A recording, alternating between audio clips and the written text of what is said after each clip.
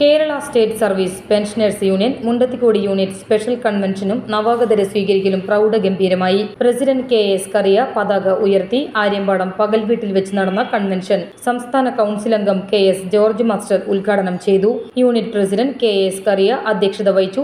സംസ്ഥാന ജീവനക്കാർക്കും പെൻഷൻകാർക്കും ഉപകാരപ്രദമാകുന്ന വിധം മെഡിസിപ്പ് പരിഷ്കരിക്കണമെന്ന് യോഗം ആവശ്യപ്പെട്ടു. റോസിലി ടീച്ചറുടെ പ്രാർത്ഥനയോടെ യോഗം ആരംഭിച്ചു. Unit vice president K Shyamalakumari അനുശോചനം രേഖപ്പെടുത്തി. ബ്ലോക്ക് പ്രസിഡന്റ് MJ അഗസ്റ്റിൻ സംഘടനാ റിപ്പോർട്ട് അവതരിപ്പിച്ചു. ജില്ലാ കമ്മിറ്റി അംഗം MK മുഹമ്മദ് കുട്ടി ഹാജി നവാഗതരെ പൂച്ചെണ്ടുകൾ നൽകി സ്വീകരിച്ചു. സെക്രട്ടറി VK പത്മനാഭൻ സ്വാഗതം പറഞ്ഞു. Block wise unit president Raju Marath, block committee അംഗം VS ഗോവിന്ദസ്വാമി, കൊച്ചുവർക്കി മാസ്റ്റർ സാവിത്രി കിടാവു, ഹരിദാസ്, ജില്ലാ ഓഡിറ്റർ MM രഘുനാഥൻ, സാംസ്കാരിക വേദി കൺവീനർ KA ജാനമ്മ എന്നിവർ ആശംസകൾ നേർന്നു.